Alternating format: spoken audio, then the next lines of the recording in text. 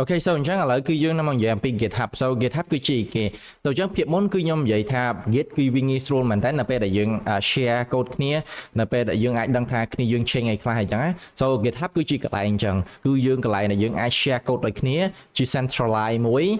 ដែលយើងអាចប្រើរួមគ្នាដាក់ store code របស់យើងអញ្ចឹងណា so យើងអ្នកគ្នាអាចគិតថាវាដូចជាកន្លែង store ដូច Google Photo អីចឹងទៅកន្លែង store photo របស់យើង and then យើង share បែបគ្នាអញ្ចឹងតែនេះយើងធ្វើជាមួយ code អញ្ចឹងណា so អញ្ចឹងអ្នកគ្នាអាចមក GitHub មកអ្នកគ្នាបង្កើត account GitHub អញ្ចឹងទៅខ្ញុំនឹងបង្ហាញអ្នកទាំងអស់គ្នា example មួយ so ឥឡូវឧទាហរណ៍ទៅនេះ so អញ្ចឹងអានេះ code របស់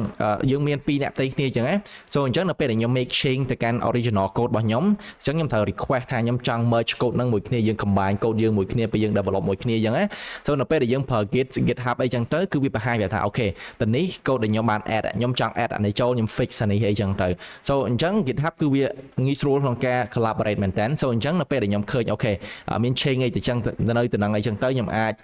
review code ហ្នឹងខ្ញុំអាចឲ្យជា comment អីនៅក្នុងលើហ្នឹងអីចឹងណាហើយបន្ទាប់មកគ្នាយើងដែល work ជាមួយគ្នាហ្នឹងអាចទៅ take feedback ហើយ update អាហ្នឹងចឹងទៅ so GitHub គឺយើងប្រើអញ្ចឹងយើងប្រើវាដើម្បី share code មួយគ្នាអានេះដូច code ខ្ញុំសរសេរមិញហ្នឹងគឺខ្ញុំ push មក GitHub ចឹងទៅ and then យើងអាច share code ហ្នឹងទៅឲ្យណាគេក៏បានដែរ and មួយវិញទៀតយើងអាច link វាទៅកាន់ deployment so ធម្មតានៅពេលដែលយើងសរសេរ website ឬក៏សរសេរ mobile app អីចឹងនៅពេលដែលយើង push code មក GitHub អីចឹងទៅវា automatically deploy website របស់យើងឲ្យចឹងទៅ so it's like the benefits of using GitHub